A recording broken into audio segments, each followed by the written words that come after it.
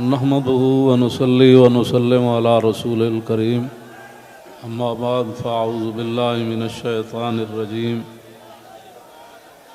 بسم الله الرحمن الرحيم ورفعنا لك ذكرك صدق الله العظيم وصدق رسوله النبي الكريم الأمين الصلاة والسلام عليك يا سيدي يا رسول الله وعلى آلك وأصحابك يا خاتم النبيين۔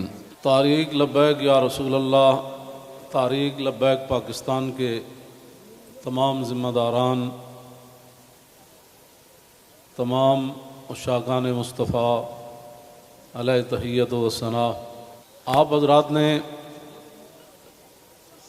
جس انداز میں نبی علیہ الصلوۃ والسلام کی عزت آبرو پر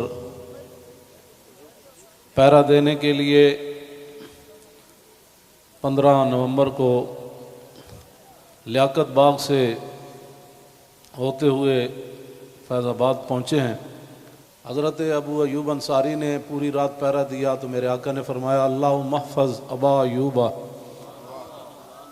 کما بات یحفظنی، یا اللہ ابو ایوب انصاری نے جیسے پوری رات میرا پہرا دیا، یا اللہ ہمیشہ ان کی تو حفاظت فرما۔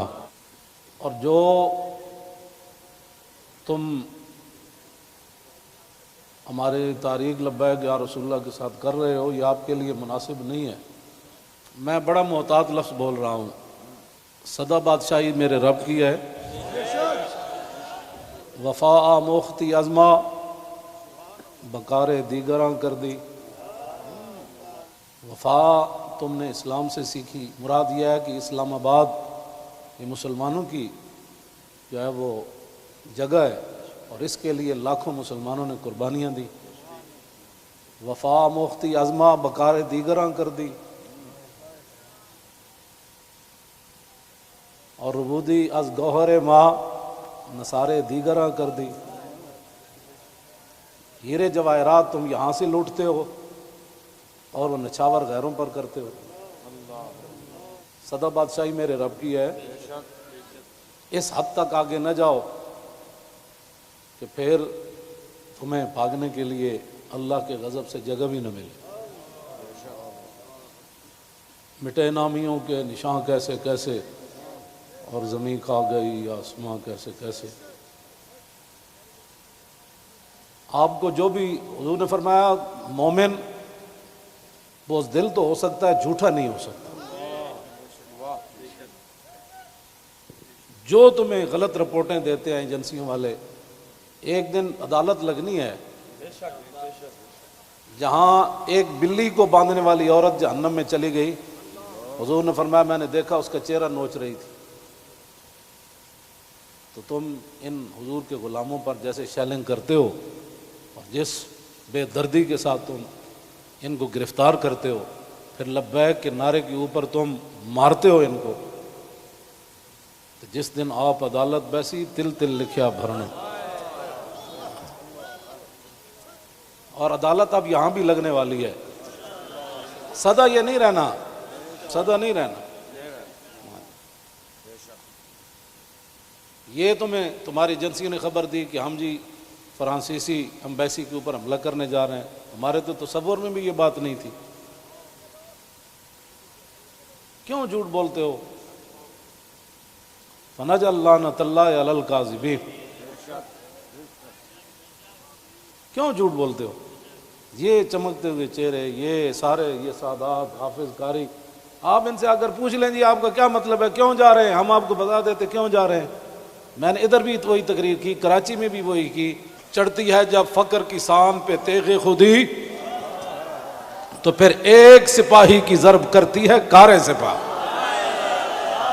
جن کے تم کہنے پر مسجدوں میں جوتوں سمیت داخل ہوتے ہو،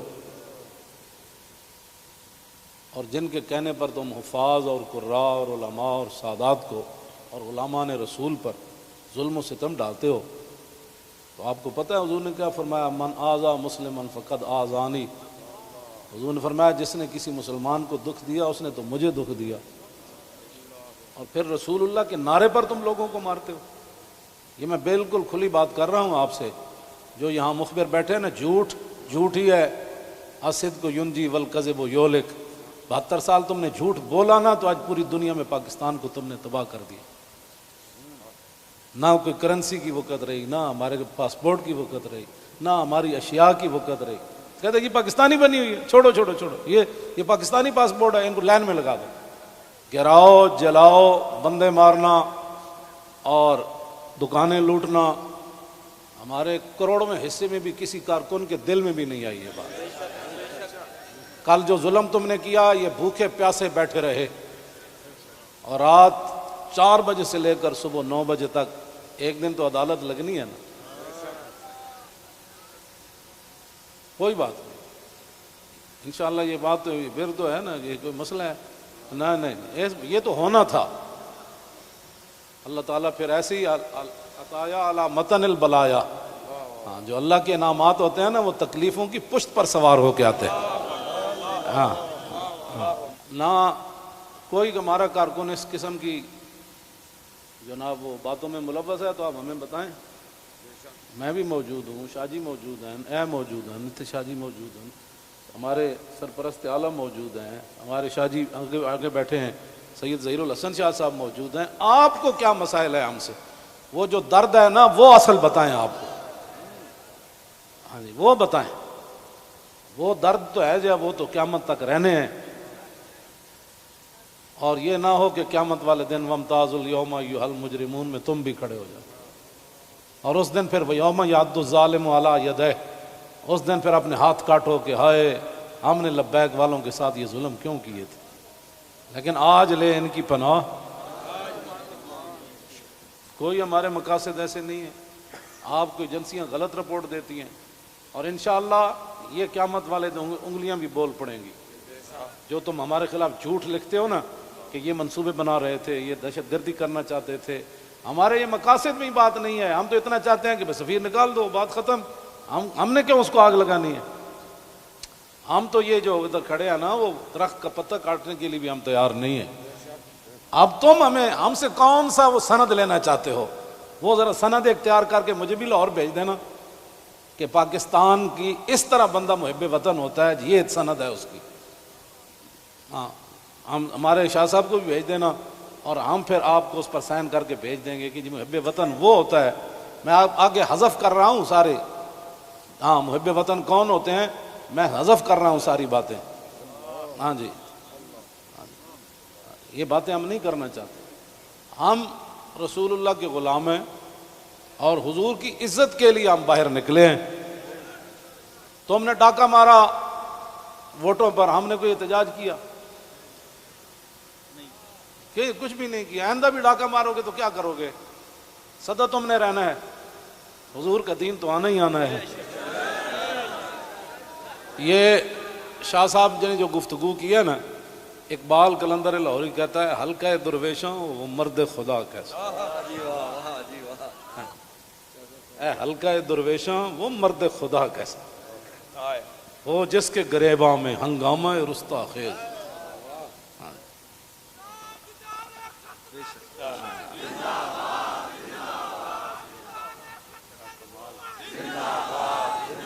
وہ حلقہ درویشاں وہ مرد خدا کیسا. ہاں، اللہ جو ذکر کی گرمی سے شمع کی طرح روشن، جو فکر کی سرعت میں بجلی سے زیادہ تیز. حلقہ درویشاں وہ مرد خدا کیسا.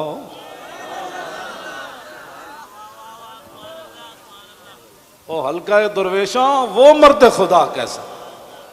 حلقہ درویشاں وہ مرد خدا کیسا. غیرت ہے بڑی چیز جہان تگ و دو میں. یہ سارے یہ آپ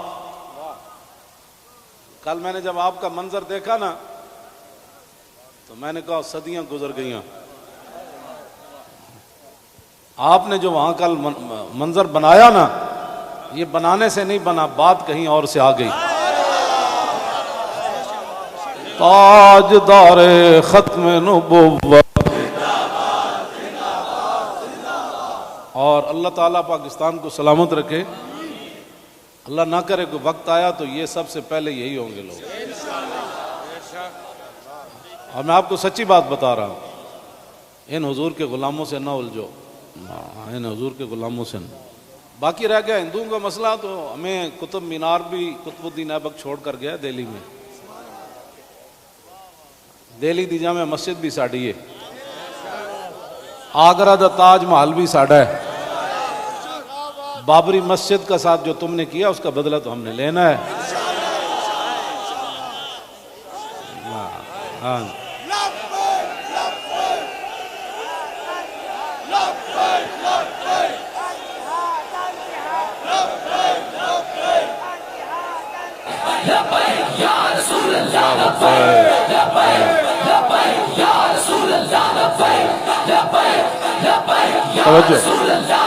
آپ کو ابھی ہماری سمجھ نہیں آئی، اللہ آپ کو سمجھ عطا فرمائے، آپ کو سمجھ عطا فرمائے. اللہ اقبال کی گل کر گیا، حاصل کسی کامل سے یہ پوشیدہ ہنر کر، حاصل کسی کامل سے یہ پوشیدہ ہنر کر، کہتے ہیں کہ شیشے کو بنا سکتے ہیں خارا. اور جو آپ کر رہے ہیں، دین ہاتھ سے دے کر اگر آزاد ہو ملت. رسول اللہ کی عزت پر بات بن گئی، اور پھر قبر کے اندر رسول اللہ نے پوچھ لیا، ہاں جی وہ آئے تھے تو آپ بجائے اس کے ان کے ساتھ کھڑے ہوتے، آپ ان کو مارتے رہے، آپ ان کے خلاف پرچے کاٹتے رہے. اس طرح نہ کریں، آپ کی بڑی مہربانی ہے. ہم سے بڑا کوئی محب وطن کوئی نہیں، اور ہم سے بڑا کوئی رسول اللہ کے دین کی بات کرنے والے بڑے بڑے ہیں. میں بھی ان کے ساتھ شامل ہوں، یہ نہیں میں کہتا، بڑے بڑی دنیا موجود ہے. میں تو اب بھی نیچے بیٹھنا تھا، ان حضرات نے کہا نہیں اوپر بیٹھے. ان حضرات نے کل جو قیادت کی ہے آپ حضرات کی، اور آپ نے جو قربانیاں دی ہیں، صدیوں کے بعد لوگ کہیں گے نہیں یہ ایسے ہو نہیں سکتا، نہیں ہو سکتا، ایسے ہو سکتا ہے. میڈیا والے ہمارے اپنے بچے ہیں، ان کو بھی ہم کہتے ہیں کہ قیامت والے دن حصل ما فی الصدور بھی ہوگا. میں اس وقت سینے میں کیا سوچ رہا ہوں، آپ کیا ہیں، یہ بھی راز نکال کر رکھ دیے جائیں گے. تو اگر یہ تمہارے یہ باتیں حضور کے کام نہ آئیں، تمہارا یہ کیمرہ، یا تو ہم غلط کام کر رہے ہو نا، تو پھر آپ بالکل ہمارے خلاف بات کریں. جب صرف بات رسول اللہ کی عزت کی ہے، آپ آگے لگے نا، ہم آپ کے ساتھ ہیں. آپ آگے لگے، ہم آپ کے ساتھ ہیں. کوئی بھی آگے لگے، ہماری ویل چیئر پیچھے رہ گئی، ہمارے یہ قائدین پیچھے رہ گئے، تو بات کرنا. اس طرح نہ کریں ہمارے ساتھ.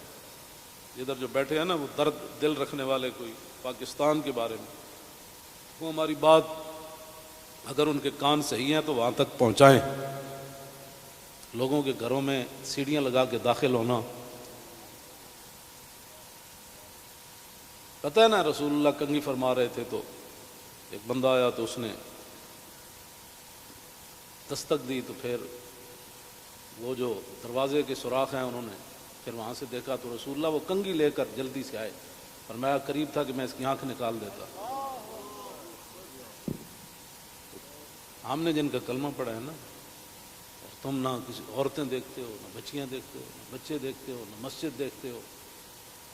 اور یہ میڈیا والے قیامت والے دن مسجدیں تو اٹھا کر رکھ دی جائیں گی، لیکن میڈیا کا سامان نہیں رکھا جائے گا، یہ ان پلڑوں میں رکھا جائے گا. اس دن پھر کیا ہوگا؟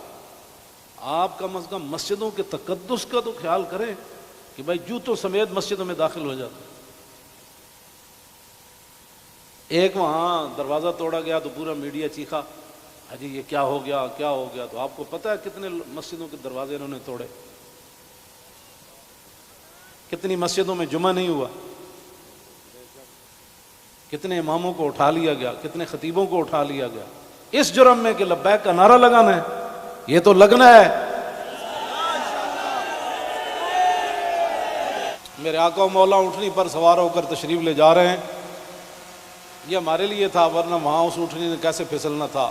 اونٹلی پھسلی، حضرت طلحہ بن عبید اللہ چھلانگ لگا کر رسول اللہ کو جا کے ہاتھ رکھا، جعلن اللہ فداک یا رسول اللہ، حضور آپ کی اونٹنی کیوں پھسلی؟ میں جو قربان ہونے کے لیے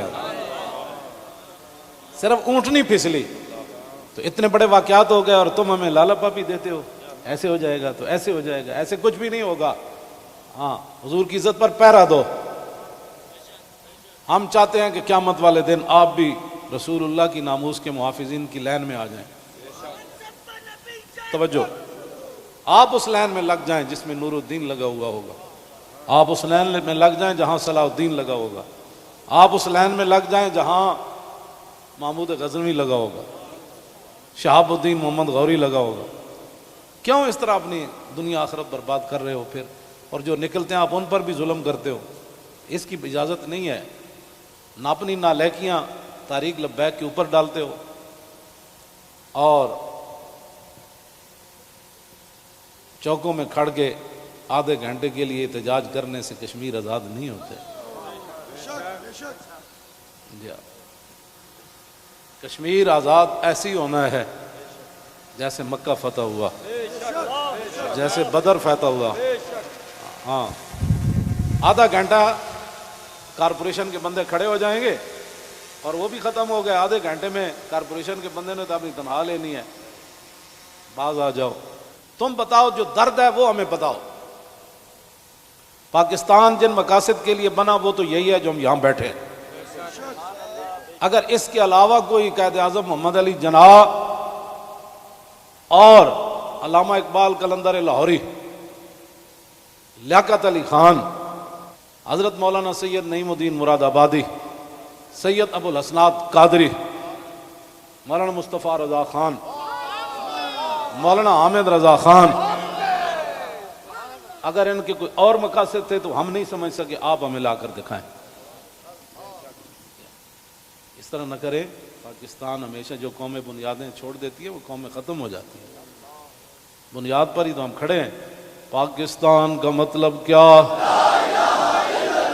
دستور ریاست کیا ہوگا؟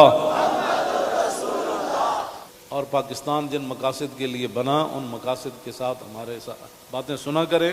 اور جھوٹا بندہ جھوٹا ہی ہوتا ہے، جھوٹیاں خبراں تے کدی بھی تانوں حق نہیں بنتا۔ پتہ ہے کتنی قیامت نو سزا لبنی تانوں۔ ایک آل رسول تسی انہوں نے جناب جا کے انہوں دے منہ تے تسی جتیاں مارنے ہو لوگاں دے، تو لبیک کیوں کہنا؟ بھائی یہ تو کمال ہے، یہ تو گو بھی کہتی ہے لبیک یا رسول اللہ، ہرنی بھی کہتی ہے لبیک یا رسول اللہ، صحابہ بھی کہتے ہیں لبیک یا رسول اللہ، اور تم منہ پر جوتے مارتے ہو۔ آپ کی کس نے تعلیم کی؟ پھر تم علماء کو تانے دیتے ہو کہ دین دے ٹھیکیدارن، اسی دین دے ٹھیکیدار نہیں لیکن چوکیدار ضرور ہیں۔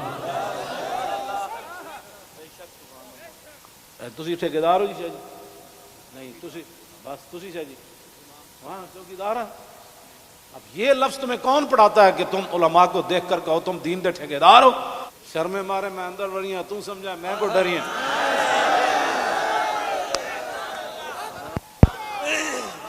یہ کیڑی بات؟ یہ کیا بات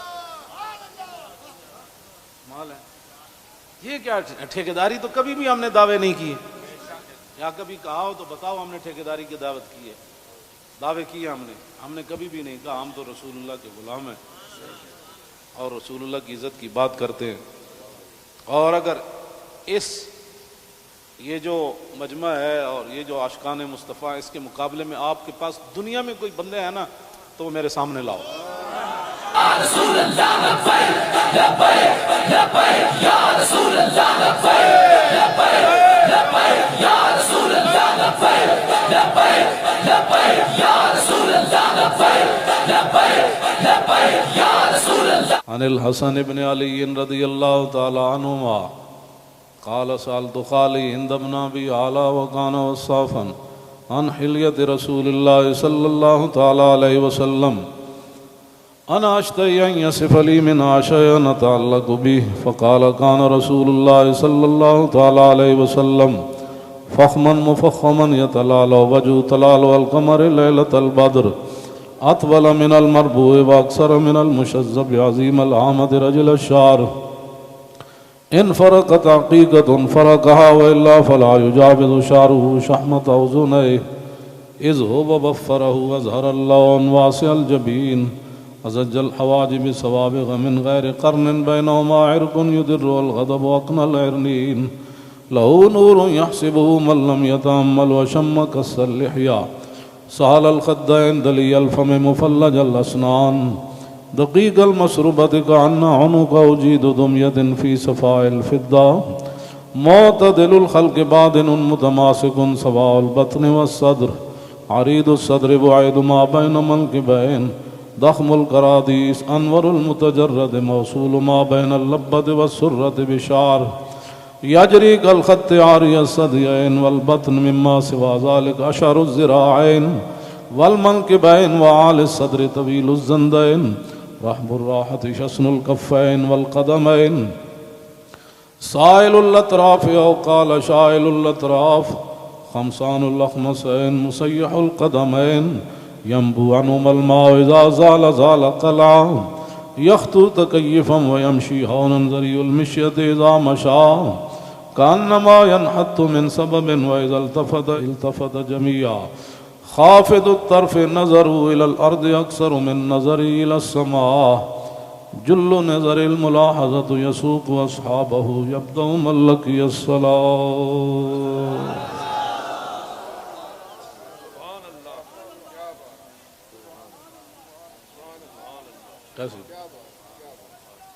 عن الحسن بن علي رضي الله تعالى عنهما قال سألت خالي هند بن أبي هالة وكان وصافا قلت صف لي منطق رسول الله صلى الله تعالى عليه وسلم قال كان رسول الله صلى الله تعالى عليه وسلم متواصل الأحزان دائم الفكرة ليست له راحة طويل السكت لا يتكلم في غير حاجة يفتتح الكلام ويختمه بأشداقه وفي رواية بسم الله ويتكلم بجوامع الكلم كلامه فصل لا فضول ولا تقصير ليس بالجافي ولا بالمهين يعظم النعمة وإن دقت لا يزم منها شيئا غير أنه لم يكن يزم زواكا ولا يمدحه ولا تغضبه الدنيا ولا ما كان لها فإذا تعدي الحق لم يكن لغضبه شيء حتى ينتصر له ولا يغضب لنفسه ولا ينتصر لها وإذا أشار بكفي كلها وإذا تعجب قلبها وإذا تحدث اتصل بها وضرب براحته اليمنى بطن إبهامه اليسرى وإذا غضب أعرض وأشاح وإذا فرح غض طرفه جل ضحك التبسم يفتر عن مثل حب الغمام. عن علي رضي الله تعالى عنه قال لم يكن رسول الله صلى الله تعالى عليه وسلم بالطويل الممقت ولا بالكثير المتردد وكان ربعة من القوم ولم يكن بالجاد القتت ولا بالسبت كان رجلا شعرا ولم يكن بالمطهم ولا بالمكلسم وكان في وجهه تدوير أبيض مشرب أدعج العينين أهدب الأشفار جليل المشاش والكتت أجرد ذو مسربة شسن الكفين والقدمين إذا مشى تقلع كأنما ينحط من سبب وإذا التفت معه بين كتفي خاتم النبوة وهو خاتم النبيين أجود الناس صدرا وأصدق الناس لهجة وألينهم عريقة وأكرمهم عشيرة مرة وبداهة هابا ومن خالته معرفة أحبا يقول نايته لم أر قبله ولا بعده مثله. عن الحسن بن علي رضي الله تعالى عنهما قال سألت خالي هند بن أبي هالة وكان وصافا عن حلية رسول الله صلى الله تعالى عليه وسلم أشتهي أن يصف لي منها تعلق بي فقال كان رسول الله صلى الله تعالى عليه وسلم فخما مفخما يتلالى وجه تلالى القمر ليلة البدر فذكر الحديث بطوله قال الحسن فكتمت الحسين زمانا ثم حدثته ووجدته قد سبقني إليه فسأله عما سألته ووجدته قد سأل أباه عن مدخلي وعن مخرجه وشكلي فلم يدع منه شيئا.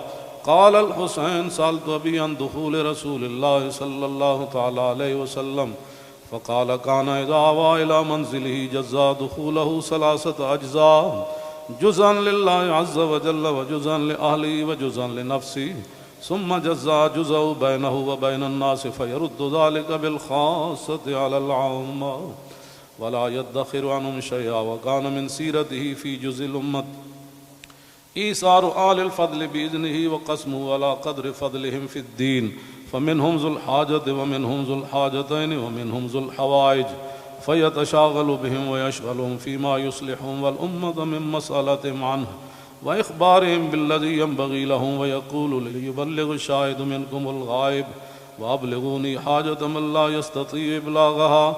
ثبت الله قدمه يوم القيامة لا يذكر عنده إلا ذلك ولا يقبل من أحد غيره.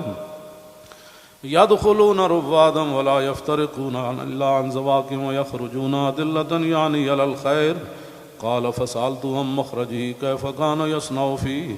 قال كان رسول الله صلى الله تعالى عليه وسلم يخزن لسانه إلا فيما يعنيه ويؤلفهم ولا ينفرهم ويكرم كريم كل قوم ويوليه عليهم ويحذر الناس ويحترس منهم من غير أن يطوي على أحد منه بشره وخلقه ويتفقد أصحابه وسأل الناس عما في الناس ويحسن الحسن ويقويه ويقبح القبيح ويوهيه معتدل الأمر غير مختلف فيه لا يغفل مخافة أن يغفلوا أو يملوا لكل حال عنده وتعد لا يكسر عن الحق ولا يجاوزوه. الذين يلونه من الناس خيارهم أفضلهم عنده أعمهم نصيحة وأعظمهم عنده منزلة أحسنهم مواساة ومبازرة. قال فسألت عن مجلسه قال كان رسول الله صلى الله تعالى عليه وسلم لا يقوم ولا يجلس إلا على ذكر، وإذا انتهى إلى قوم جلس حيث ينتهي المجلس ويأمر بذلك يعطي كل جلسائه بنصيبه لا يحسب جليسه أن أحدا أكرم عليه منه. من جالسه وفاوضه في حاجة صابره حتى يكون هو المنصرف عنه، ومن سأله حاجة فلم يرده إلا بها أو بميسور من القول قد وسع الناس بسطوا وخلقوا فصار لهم أبا فصاروا عنده في الحق سواء. مجلس علم وحياء وصبر وأمانة لا ترفع فيه الأصوات ولا تؤبن فيه الحرم ولا تنسى فلتاته متعادلين يتفاضلون فيه بالتقوى متواضعين يوقرون فيه الكبير ويرحمون فيه الصغير ويؤسرون ذا الحاجة ويحفظون الغريب.